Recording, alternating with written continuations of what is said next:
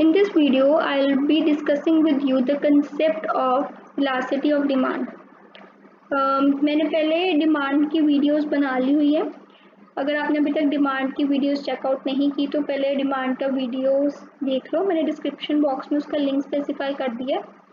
नहीं तो आपको इलास्टिसिटी ऑफ डिमांड का कंसेप्ट समझ नहीं लगेगा, क्योंकि ऑलमोस्ट ये कंसेप्ट इंटर रिलेटेड है डिमांड और इलास्टिसिटी ऑफ डिमांड का। ठीक है, तो इस वीडियो में हम इलास्टिसिटी ऑफ डिमांड को डिटेल में मैं आपको समझाऊंगी। हमने डिमांड वीडियो में देखा कि there is an inverse relationship between price and quantity demanded. Prices बढ़ते हैं तो क्वांटिटी डिमांडेड कम होती है, प्राइजेस कम होते हैं तो क्वांटिटी डिमांडेड बढ़ती है। ठीक है, ये कंसेप्ट हमने पढ़े। इसके अलावा हमने फैक्टर्स देखे जो कि डिमांड को इफेक्ट करते हैं। ठीक है, जैसे आ जाएगा income of consumer, prices of the commodity, price of related goods, size of consumer group, ऐसे। ठीक है, और भी कई फैक्टर्स हमने पढ़े थे डिमांड की वीडियोस में। तो सारा कंसेप्ट अगर मैं समराइज करूं तो ये क्वांटिटेटिव कंसेप्ट था। तो डिमांड टर्म है ना, वो क्वांटिटेटिव टर्म है। वो कौन सी टर्म है? क्वांटिटेटिव टर्म है। अब हम पढ़ने लगे इस चैप्टर में elasticity of demand. Elasticity of demand में हम क्या पढ़ेंगे कि कितना एक पर्टिकुलर कमोडिटी का प्राइस बढ़े, जिसके कारण पर्टिकुलर कमोडिटी का प्राइस क्वांटिटी डिमांडेड कितनी कम होगी, वो सारा कंसेप्ट इसमें हम पढ़ेंगे। मतलब सपोज करो अगर मैंने बोला कि एक पर्टिकुलर कमोडिटी का प्राइस 10% इंक्रीज हुआ, तो हम इलास्टिसिटी ऑफ डिमांड की हेल्प से, जिसमें कई फॉर्मूलाज हम यूज़ करेंगे, हम कैलकुलेट कर सकते हैं कि अगर प्राइजेस 10% इंक्रीज हुआ तो क्वांटिटी डिमांडेड कितने परसेंट फॉल हुई है। ठीक है, ये सारा कंसेप्ट अगर मैं समराइज करूँ तो क्वांटिटेटिव कंसेप्ट है, मतलब सारा न्यूमेरिकल्स के रिलेटेड, नंबर्स के रिलेटेड कंसेप्ट है। तो हम इलास्टिसिटी ऑफ डिमांड को क्वांटिटेटिव टर्म के लिए हम क्वांटिटेटिव टर्म यूज करते हैं। अब हम डेफिनेशन देखते हैं इलास्टिसिटी ऑफ डिमांड की। क्या डेफिनेशन है? It measures the change in quantity demanded due to change in the factors affecting demand. जो फैक्टर्स इफेक्ट करते हैं डिमांड, जैसे मैंने पहले अभी वीडियो के स्टार्टिंग में बताया, price of commodity, price of related goods, income of consumer, future expectations, size of consumer group, taste and preferences, ये सारे फैक्टर्स है जो कि इफेक्ट करते हैं डिमांड के। उसके चेंज होने से क्वांटिटी डिमांडेड कैसे चेंज होती है, उस कंसेप्ट को जो मेजर करते हैं उसको हम कहते हैं इलास्टिसिटी ऑफ डिमांड। ठीक है, इसके लिए हम एक और डेफिनेशन भी यूज कर सकते हैं। It is defined as percentage change in quantity demanded, percentage change in quantity demanded due to percentage change in factors affecting demand. Same definition का सेम मीनिंग है, आप कोई भी डेफिनेशन यूज कर लो, लर्न कर लो, दिस इज नो प्रॉब्लम। ठीक है, अब इलास्टिसिटी ऑफ डिमांड को हम डिनोट करते हैं सिंबल ईडी से। आई सपोज आपको डिमांड, इलास्टिसिटी ऑफ डिमांड के बीच में डिफरेंस और इलास्टिसिटी ऑफ डिमांड की डेफिनेशन समझ लग गई होगी। कोई प्रॉब्लम है तो कमेंट सेक्शन में मुझे मैसेज कर दो या मुझे मेल कर दो मेरी ईमेल आईडी पे। ईमेल आईडी मैंने डिस्क्रिप्शन बॉक्स में लिखी हुई है।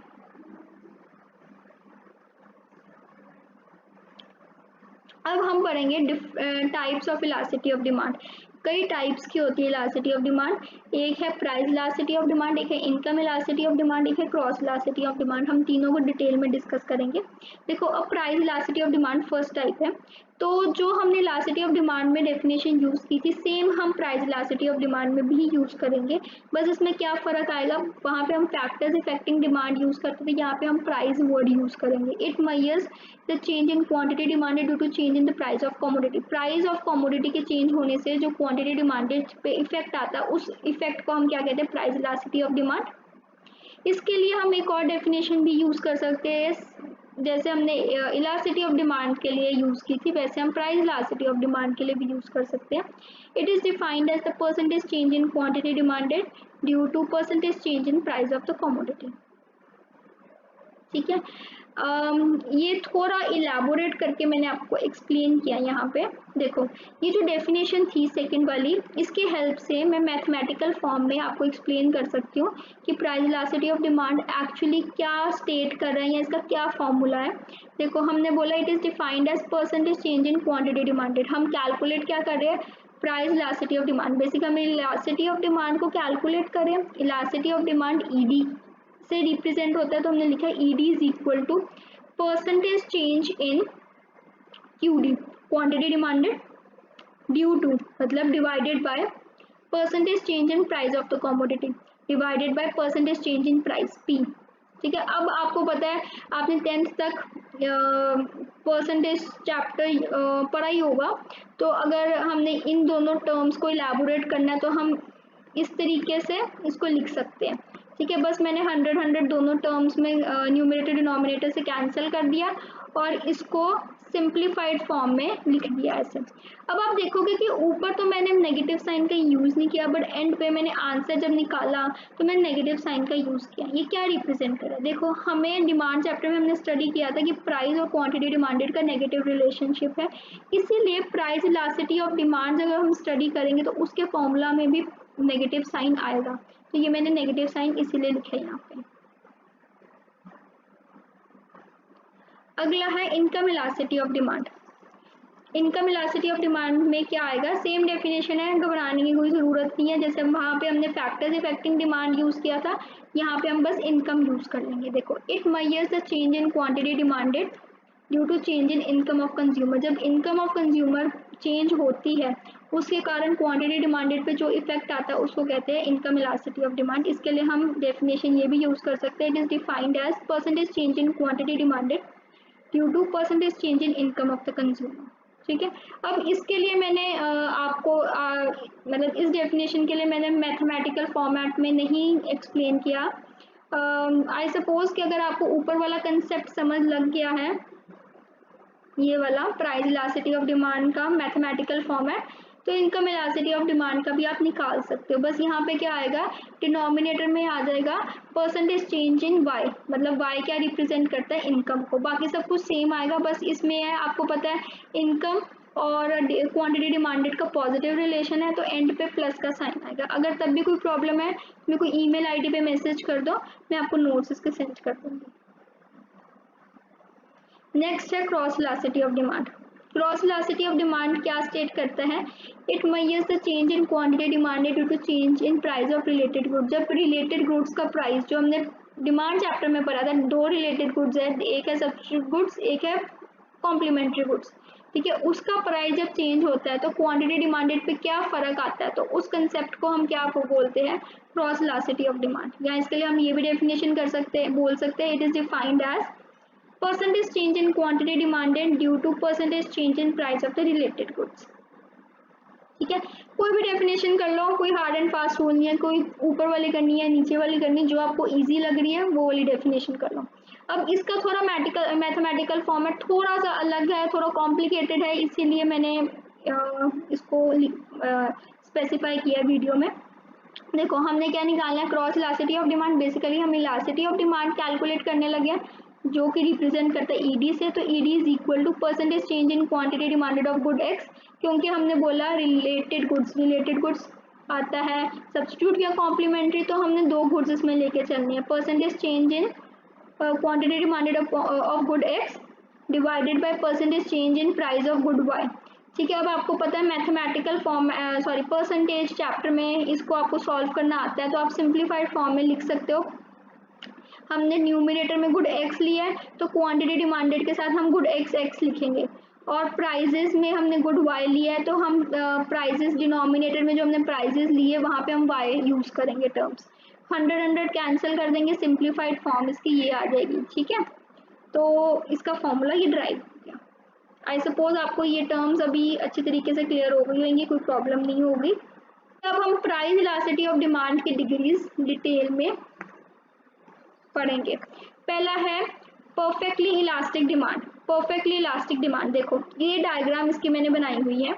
हमने डिमांड चैप्टर में देखा कि एक्स एक्सिस पे हम क्वांटिटी डिमांडेड लेते हैं, वाई एक्सिस पे प्राइस लेते हैं, सेम हम इसमें भी ऐसे ही लेंगे। इस केस में जो डिमांड का होता है ना, वो होता है horizontal straight line parallel to X axis. ठीक है, horizontal straight line parallel to X axis. अगर इस केस में, अगर परफेक्ट इलास्टिक डिमांड के केस में प्राइसेस हल्का सा भी चेंज करेंगे तो जो डिमांड होएगी ना वो ज़ीरो हो जाएगी। ठीक है। अगर प्राइस मतलब अगर प्राइजेस का हल्का सा भी चेंज हो, थोड़ा सा भी ऊपर नीचे होएगी, तो जो डिमांड होगी ना उस कमोडिटी की वो जीरो हो जाएगी इस केस में, परफेक्ट इलास्टिक डिमांड के केस में। ठीक है, इस केस में जो प्राइस इलास्टिसिटी ऑफ डिमांड होगी वो होता है इन्फिनिटी। दूसरा है परफेक्टली इनइलास्टिक डिमांड। फिर हमने डायग्राम बना ली, क्वांटिटी डिमांडेड एक्स एक्सिस पे, प्राइस वाई एक्सिस पे। इस केस में क्या होता है, जो डिमांड होती है वो वर्टिकल स्ट्रेट लाइन होती है पैरेलल टू वाई एक्सिस। इस केस में क्या है, अगर प्राइजेस सपोज करो पी है और क्वांटिटी डिमांडेड क्यू है, ठीक है, प्राइजेस किसी कमोडिटी के इंक्रीज हो गए, पी से P1 हो गए, पर जो क्वांटिटी डिमांडेड है वो तो सेम ही रही ना, उसमें तो कोई इफेक्ट नहीं आया, वो तो सेम ही रही, वो तो कांस्टेंट ही है। तो अब हम देखते हैं, अगर हम प्राइजेस फॉल करवा देते हैं, P2 कर देते हैं, ठीक है, तब भी क्वांटिटी डिमांडेड तो उतनी है। तो ये क्या रिप्रेजेंट कर रहा है डायग्राम, ये कर रहा है कि अगर प्राइसेस इंक्रीज हो या प्राइसेस डिक्रीज हो, क्वांटिटी डिमांडेड सेम रहेगी, तो उस केस में हम बोलते हैं कि परफेक्टली इनइलास्टिक डिमांड है। ठीक है, ये मोस्टली एग्जिस्ट करता है नेसेसिटीज के केस में। देखो, जो नेसेसिटीज कमोडिटी होती है उसका प्राइसेस अगर इंक्रीज भी कर देता है तो वो नेसेसिटी है, हमें चाहिए, मतलब उसके बिना हम अपनी लाइफ नहीं सस्टेन कर सकते। ठीक है, तो उस केस में अगर उसके प्राइसेस बढ़ भी जाते हैं तब भी हम उसकी डिमांड करते ही करते हैं। तो उस केस में जो उसका प्राइस इलास्टिसिटी ऑफ डिमांड होता है वो होता है जीरो। अगला है elastic demand. Elastic demand curve क्या रिप्रेजेंट करता है, फिर क्वांटिटी डिमांडेड एक्स एक्सिस पे और प्राइसेस वाई एक्सिस पे। अब इस कर्व में क्या हुआ, देखो पहले थे प्राइसेस 65 और क्वांटिटी डिमांड थी 110, ठीक है। फिर प्राइसेस फॉल कर दी, देखो हमें पता ही है कि there is inverse relationship between price and quantity demanded. तो प्राइसेस राइज कर गए, 65 से 70 हो गए, तो क्वांटिटी डिमांडेड ऑटोमेटिकली कम हो जाएगी। तो जो चेंज आया, मतलब ये चेंज और ये चेंज, चेंज ज़्यादा किसका है, क्वांटिटी डिमांडेड का। तो elasticity as compare to price, तो इलास्टिक डिमांड क्या रिप्रेजेंट करती है कि change in quantity demanded is more as compare to change in price of commodity. ठीक है, इलास्टिक डिमांड क्या रिप्रेजेंट करती है कि change in quantity demanded is greater than change in price of a commodity. ठीक है, इस केस में जो डिमांड कर्व होता है वो फ्लैटर होता है, मतलब उसका कोई बहुत तीखा नहीं है, बड़ा फ्लैट सा है कर्व। ठीक है, तो इस केस में प्राइस इलास्टिसिटी ऑफ डिमांड जो है वो ग्रेटर देन है 1। नेक्स्ट हम करते हैं in elastic demand. In elastic demand में फिर मैंने वही चीज रिपीट कर रही हूँ, क्वांटिटी डिमांडेड एक्स एक्सिस पे, प्राइस वाई एक्सिस पे। सपोज करो पहले प्राइजेस इतने थे और क्वांटिटी डिमांडेड इतनी थी, ठीक है, हम बोल देते पी, इनिशियल प्राइस पी था और क्वांटिटी डिमांडेड क्यू थी। ठीक है, फिर अब प्राइजेस फॉल हो गए, P1 हो गया, तो हमें पता है इनवर्स रिलेशन के कारण क्वांटिटी डिमांडेड इंक्रीज हो जाएगा, Q2 हो जाएगा। ठीक है, अब हम चेंज देखते हैं, प्राइजेस में चेंज इतने का आया, क्वांटिटी डिमांडेड में चेंज इतने का आया, तो चेंज ज़्यादा किसका है, प्राइस का चेंज। तो हम इन इलास्टिक डिमांड का में पढ़ते हैं कि change in prices is greater than change in quantity demanded. ठीक है, इस केस में हम क्या पढ़ते हैं कि चेंज इन प्राइजेस ज़्यादा है as compare to change in quantity demanded. ठीक है, इस केस में प्राइस इलास्टिसिटी ऑफ डिमांड जो है वो होता है लेस देन 1। क्या होता है, वो होता है लेस देन 1। नेक्स्ट हमारा है यूनिटरी, एक मिनट, एक चीज रह गई, देखो इलास्टिक डिमांड कर्व में इलास्टिक डिमांड में हमने देखा कि जो डिमांड कर्व है वो फ्लैटर है, मतलब बड़े धीरे धीरे धीरे धीरे फॉल हो रहा है। पर इन इलास्टिक डिमांड कर्व में नोटिस करो, जो डिमांड कर्व है ना वो बहुत स्टीप है, मतलब बहुत तीखा है, बड़ी जल्दी नीचे गिर रहा है। ठीक है, तो इन दोनों में ये भी एक तो डिफरेंस है, इलास्टिक डिमांड में होता है चेंज इन क्वांटिटी डिमांडेड ज़्यादा होता है और इन इलास्टिक में चेंज इन प्राइसेस ज़्यादा होता है। दूसरा, इलास्टिक डिमांड कर्व में जो कर्व होता है वो होता है flatter, in elastic demand curve में जो कर्व होता है वो होता है स्टीपर। फिर एक और डिफरेंस हम कह सकते हैं कि इलास्टिक डिमांड कर्व में price elasticity of demand greater than 1 है और इन इलास्टिक डिमांड कर्व में price elasticity of demand less than 1 है। अब लास्ट है हमारा unitary elastic demand. Unitary elastic demand curve अब हम स्टडी करते हैं। देखो वही फिर मैं रिपीट करने लगी हूँ, क्वांटिटी डिमांडेड एक्स एक्सिस पे और प्राइजेस वाई एक्सिस पे। इनिशियली प्राइस थे पी, वर्क नहीं कर रहा, ठीक है, और क्वांटिटी डिमांड थी क्यू। अब प्राइजेस कम हो गए, P1 हो गया और क्वांटिटी डिमांडेड हमें पता है इंक्रीज हो जाएगी इनवर्स रिलेशन के कारण, Q1 हो गया। अब चेंज प्राइजेस का और चेंज क्वांटिटी डिमांडेड का यूनिटरी इलास्टिक डिमांड में सेम होता है, मतलब change in prices and change in quantity demanded are equal, वो दोनों एक दूसरे के इक्वल होते हैं, कोई एक ज़्यादा और एक कम नहीं होता इस केस में, ठीक है। तो इस केस में जो प्राइस इलास्टिसिटी ऑफ डिमांड होती है वो होती है इक्वल टू 1, क्योंकि चेंज इक्वल है तो इलास्टिसिटी ऑफ डिमांड भी इक्वल ही होगा इस केस में।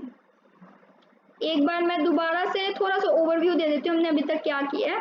देखो हमने पढ़ा है कि डिमांड और इलास्टिसिटी ऑफ डिमांड में क्या फ़र्क है, इलास्टिसिटी ऑफ डिमांड की क्या डेफिनेशन है, इलास्टिसिटी डिमांड क्या स्टेट करती है, बेसिकली क्या हम पढ़ते हैं इस चैप्टर में। फिर types of elasticity of demand हमने पढ़ी, प्राइस इलास्टिसिटी ऑफ डिमांड, दूसरा हमने पढ़ा इनकम इलास्टिसिटी ऑफ डिमांड, तीसरा हमने पढ़ा क्रॉस इलास्टिसिटी ऑफ डिमांड, ठीक है। 3 इलास्टिसिटी ऑफ डिमांड की टाइप्स है। फिर हमने क्या देखा है कि प्राइस इलास्टिसिटी ऑफ डिमांड की डिग्रीज हमने स्टडी किया। प्राइस इलास्टिसिटी ऑफ डिमांड की फर्स्ट डिग्री है परफेक्टली इलास्टिक डिमांड, इस केस में प्राइस इलास्टिसिटी ऑफ डिमांड जो होती है वो होती है इक्वल टू इन्फिनिटी। दूसरा हमने किया परफेक्टली इनइलास्टिक डिमांड, इस केस में प्राइस इलास्टिसिटी ऑफ डिमांड होता है इक्वल टू 0। फिर है इलास्टिक डिमांड, इस केस में price elasticity of demand greater than 1 होता है, इस केस में याद रखना percentage change in quantity demanded is greater then percentage change in price of a commodity. In elastic demand में हमने देखा है प्राइस इलास्टिसिटी ऑफ डिमांड जो होता है वो तो लेस देन 1, इस केस में percentage change in price is greater then percentage change in quantity demanded. Last हमने किया है unitary elastic demand, unitary elastic demand में प्राइस इलास्टिसिटी ऑफ डिमांड होता है इक्वल टू 1, इसमें हमने क्या देखा है कि percentage change in quantity demanded is equal to percentage change in price of a commodity, ठीक है। अब हम पढ़ेंगे measures of measuring methods of measuring price elasticity of demand. कौन कौन से मेथड्स हैं जिसके साथ हम प्राइस इलास्टिसिटी ऑफ डिमांड को मेजर कर सकते हैं। जैसे मैंने स्टार्टिंग वीडियो में ही आपको बताया था कि इस इलास्टिसिटी ऑफ डिमांड में हम ये मेजर कर सकते हैं कि अगर प्राइसेस 10% राइज किए तो क्वांटिटी डिमांडेड कितने % फॉल किया। तो कुछ फॉर्मूलाज हैं, कुछ मेथड्स हैं जिसके साथ हम ये सब कुछ कैलकुलेट कर सकते हैं, वो मैं अब डिस्कस करूँगी आपके साथ। पहला है परसेंटेज मेथड, ये ऑलमोस्ट इसका जो फॉर्मूला है वो similar to the formula of price elasticity of demand का है, ठीक है। जो हमने उसमें किया वो सेम फॉर्मूला आ जाएगा, सेम डेरिवेशन है। देखो परसेंटेज मेथड क्या कहते हैं, according to this method elasticity of demand is measured as a ratio of percentage change in quantity demanded due to percentage change in due to आना यहाँ पे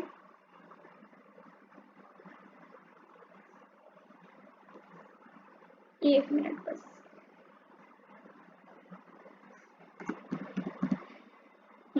due to percentage change in price, ठीक है। Same definition भी same है, formula भी same है, कोई डिफिकल्टी नहीं आएगी, आराम से समझ लग जाएगा। देखो ईडी मतलब इसका जो इलास्टिसिटी ऑफ डिमांड का जो नोटेशन है, ED is equal to percentage change in quantity demanded upon percentage change in price.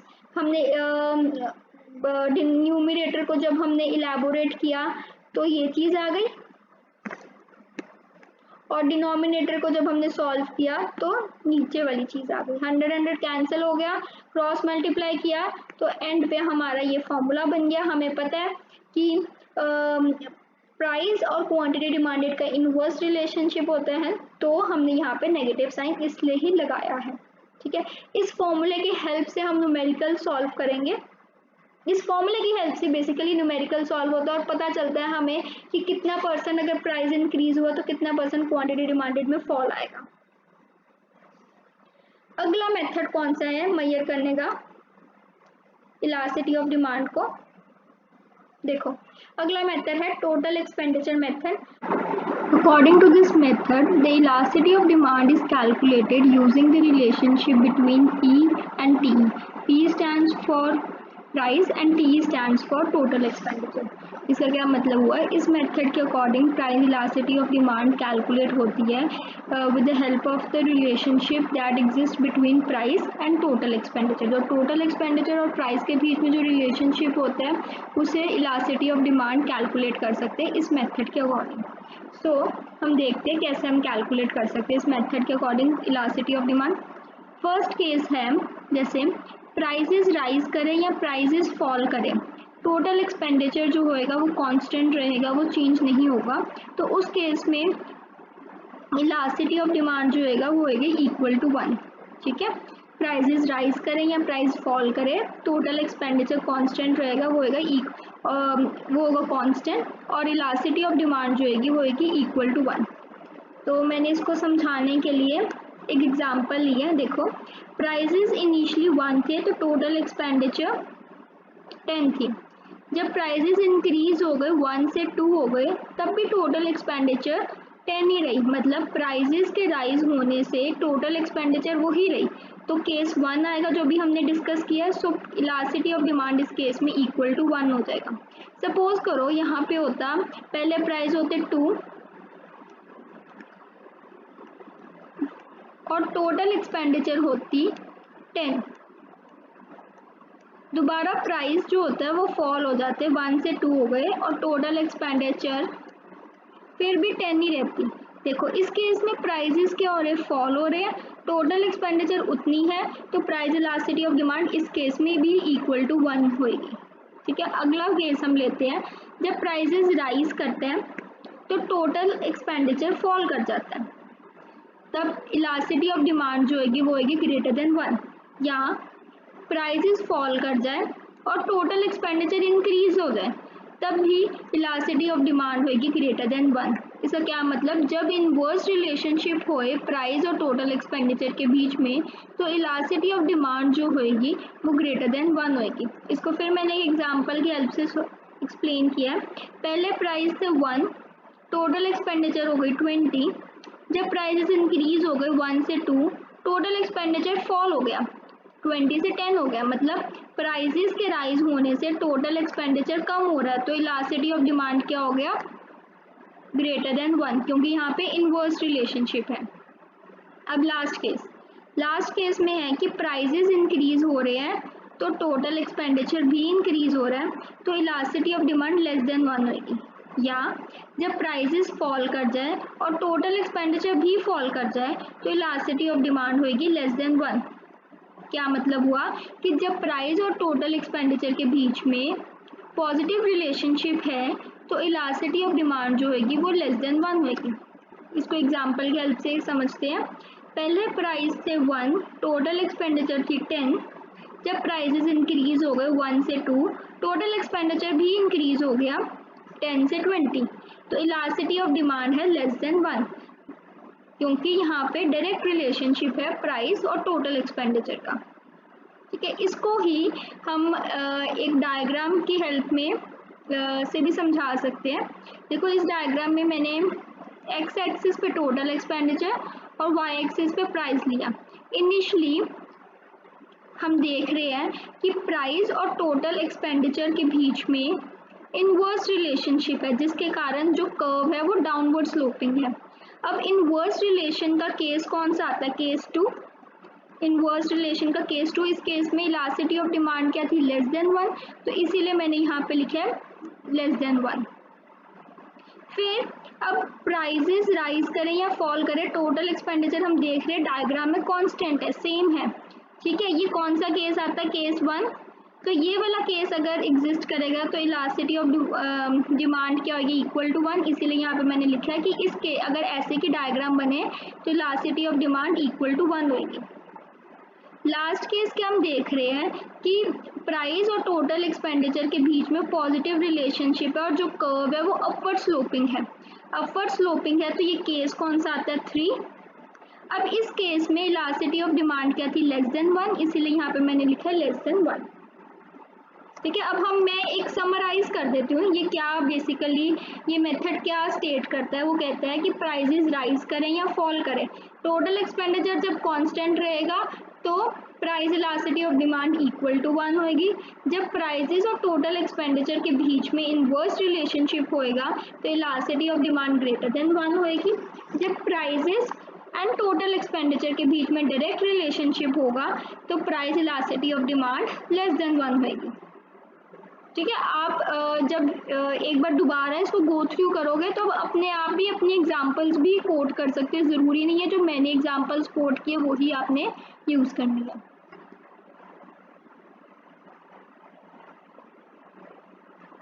हमारा लास्ट मेथड है पॉइंट मेथड।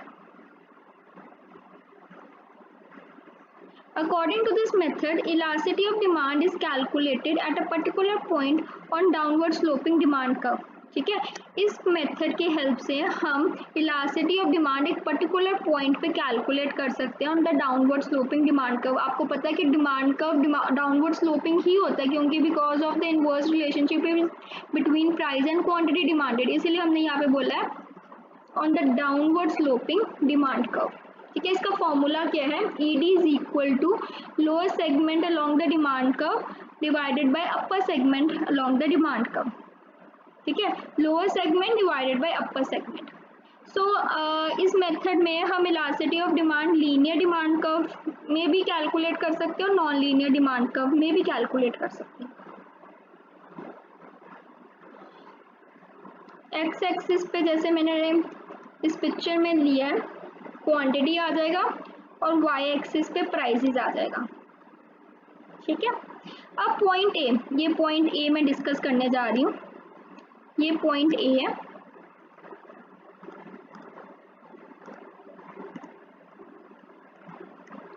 इस पॉइंट पे अगर मैंने इलास्टिसिटी ऑफ डिमांड कैलकुलेट करनी है तो मैं कैसे कैलकुलेट करूँगी, फॉर्मूला क्या है, ED is equal to lower segment divided by upper segment. मैं एक मिनट सारे पॉइंट्स पहले लोकेट कर लूँ फिर इजी हो जाएगा आपके लिए।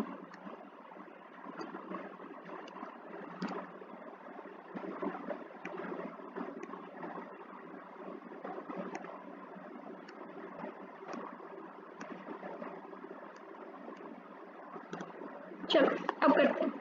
अच्छा, फॉर्मूला हमारा ए पॉइंट पे हमने इलास्टिसिटी ऑफ डिमांड कैलकुलेट करना है। फॉर्मूला हमारा है lower segment divided by upper segment.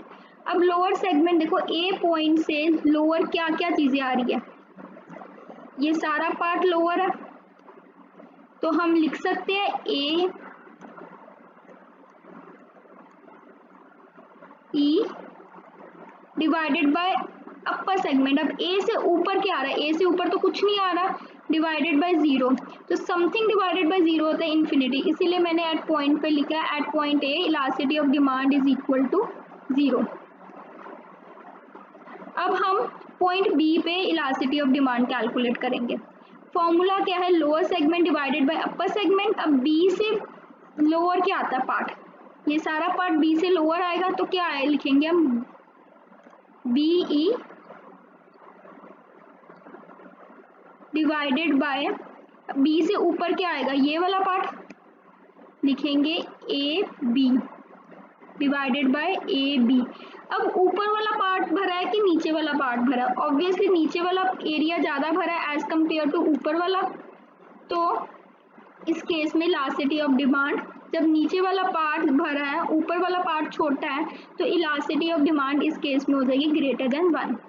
ये मैंने यहाँ पे रिप्रेजेंट किया पिक्चर में। अगला पॉइंट है पॉइंट सी।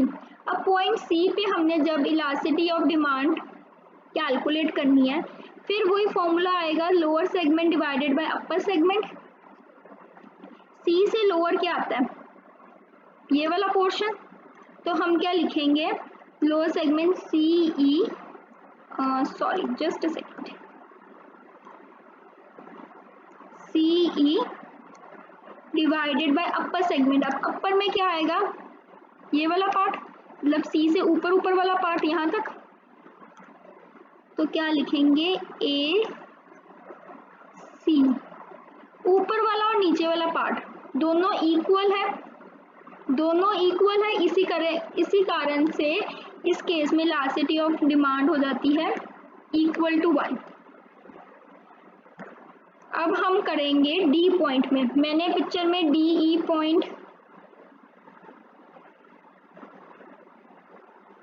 नहीं यूज किया, मैंने पिक्चर में डी ई पॉइंट रिप्रेजेंट नहीं किया। मेरे को था अगर आपको ये कंसेप्ट समझ लगेगा तो आप डी अपने आप ही कैलकुलेट कर सकते हो, बट अब मैं आपको एक बार समझा ही देती हूँ कैसे करेंगे। डी पॉइंट पे क्या करेंगे, अब डी पॉइंट पे अगर हमने इलास्टिसिटी ऑफ डिमांड कैलकुलेट करनी, फिर वही formula lower segment upon upper segment. Lower क्या आएगा, डी ई वाला पार्ट आएगा लोअर, तो हम लिखेंगे डी ई, डी से नीचे डी ई वाला पार्ट आता है, डिवाइडेड बाय अपर सेगमेंट। अपर वाला कौन सा पार्ट आएगा, अपर में आएगा ये सारा पार्ट डी से ऊपर ऊपर तक, क्या आता है ये ए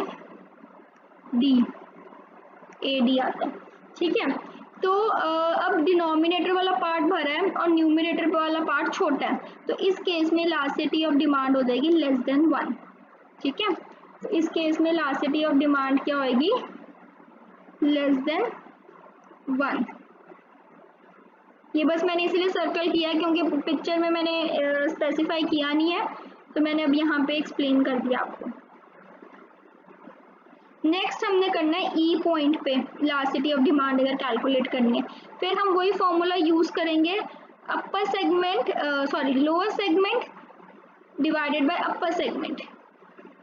तो ई से नीचे वाला पोर्शन तो कुछ है नहीं, ई से नीचे तो कुछ आता नहीं है, कुछ नहीं है डायग्राम में, तो हम लिख सकते हैं 0 डिवाइडेड बाय, अब ई से ऊपर वाला पार्ट क्या आएगा, सारा पार्ट आ जाएगा, ई से ऊपर तो ये सारा पार्ट ही है ना, तो क्या लिखेंगे A E, 0 divided by something is equal to 0। तो ई पॉइंट पे इलास्टिसिटी ऑफ डिमांड हो जाएगी इक्वल टू 0। आई होप आपको डिफरेंट पॉइंट्स पे इलास्टिसिटी ऑफ डिमांड कैलकुलेट करना अब आ गया होगा। मैंने सभी पॉइंट्स पे आपको सिखा दिया कैसे कैलकुलेट करते हैं।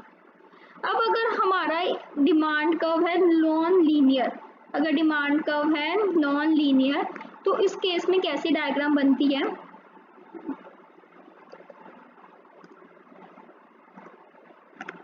अगर डिमांड कर्व है नॉन लीनियर तो उस केस में डायग्राम बनेगी कुछ ऐसी, ठीक है। ऐसे डिमांड कर्व में हमें इलास्टिसिटी ऑफ डिमांड कैलकुलेट करना बड़ा मुश्किल है, तो हम एक टेंजेंट लाइन ड्रॉ कर देते हैं, मतलब थोड़ी टेढ़ी मेढ़ी सी हुई है, बट आप बिल्कुल मतलब जैसे मैंने डायग्राम में बनाई वैसे बनानी है, नहीं तो मैं दोबारा बना ही देती हूँ, ठीक है। एक पर्टिकुलर पॉइंट पे कर्व और लाइन इंटरसेक्ट करनी चाहिए। अच्छा, अब इस टेंजेंट लाइन जब ड्रॉ हो जाती है तो हम easily elasticity of demand different points पे कैलकुलेट कर सकते हैं। यहाँ पे हम 3 पॉइंट्स लेंगे, point A, point B, point C. यहाँ पे हम खाली 3 पॉइंट्स पे इलास्टिसिटी ऑफ डिमांड कैलकुलेट कर सकते हैं। ए पॉइंट पे इलास्टिसिटी ऑफ डिमांड जो होगी वो होगी equal to infinity, B point पे होगी इक्वल टू 1 और सी पॉइंट पे होगी इक्वल टू 0। उसी फॉर्मूला से जो भी हमने यूज़ किया ना formula lower segment upon upper segment, उसी फॉर्मूला से हमने इस डायग्राम में भी इलास्टिसिटी ऑफ डिमांड कैलकुलेट किया। मैंने दोबारा से एक्सप्लेन नहीं की क्योंकि अभी मैंने ऊपर डिटेल में एक्सप्लेन किया। मैं एक एग्जाम्पल के लिए आपको यहाँ पे दे देती हूँ, ऐसे एक्सप्लेन कर देती हूँ। सपोज करो मैंने ए पॉइंट पे इलास्टिसिटी ऑफ डिमांड कैलकुलेट करनी है, तो मैं ये लिखूंगी ए सी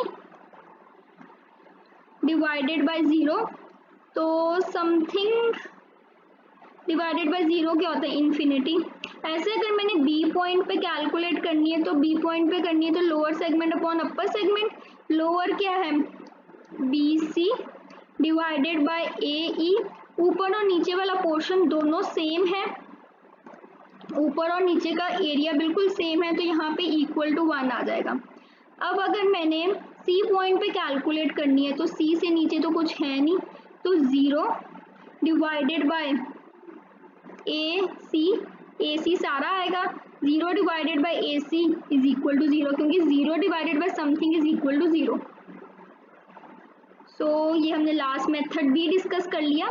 वैसे तो हम और भी दो मेथड्स होते हैं इलास्टिसिटी ऑफ डिमांड को कैलकुलेट करने के लिए जो हमें हेल्प करते हैं, बट हम +2 के लेवल का ही मैं आपको एक्सप्लेन कर रही हूँ।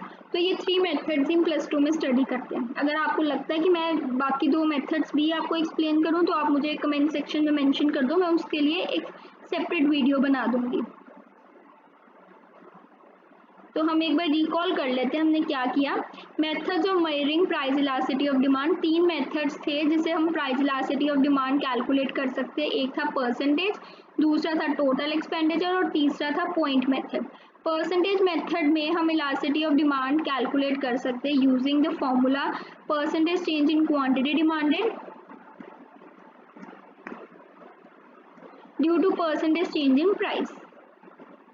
मोस्टली हम सारे जो भी न्यूमेरिकल्स आएंगे इस चैप्टर में वो हम परसेंटेज मेथड की हेल्प से ही सॉल्व करते हैं। दूसरा है टोटल एक्सपेंडिचर मेथड। इस मेथड में हम price elasticity of demand calculate करते हैं with the help of the relationship that exist between price and total expenditure. तो हमने पढ़ा कि अगर प्राइस बढ़े या कम हुए, टोटल एक्सपेंडिचर कांस्टेंट रहता है तो elasticity of demand equal to 1 है। जब प्राइस और टोटल एक्सपेंडिचर के बीच में इनवर्स रिलेशनशिप होता है तो elasticity of demand greater than 1 है। जब प्राइस और टोटल एक्सपेंडिचर के बीच में पॉजिटिव रिलेशनशिप होता है तो elasticity of demand less than 1 होती है। लास्ट मेथड हमने किया है पॉइंट मेथड। इस मेथड के अकॉर्डिंग हम elasticity of demand at particular point on downward sloping demand curve की हेल्प से कैलकुलेट कर सकते हैं। इसको कैलकुलेट करने का फॉर्मूला होता है lower segment along the demand curve divided by upper segment along the demand curve। फिर हमने लीनियर डिमांड कर्व के केस में डिफरेंट पॉइंट्स पे इलास्टिसिटी ऑफ डिमांड कैलकुलेट की, और फिर हमने नॉन लीनियर डिमांड कर्व के केस में भी डिफरेंट पॉइंट्स पे इलास्टिसिटी ऑफ डिमांड कैलकुलेट करनी सीखी।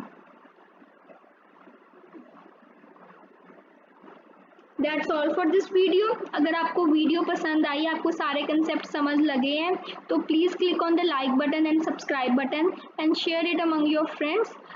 This will encourage me to make more such videos on different concepts of economics। अगर कोई भी प्रॉब्लम आपको लगती है तो प्लीज़ कमेंट सेक्शन में या मुझे ईमेल कर दीजिए। I will try to solve your problem as soon as possible. Thank you.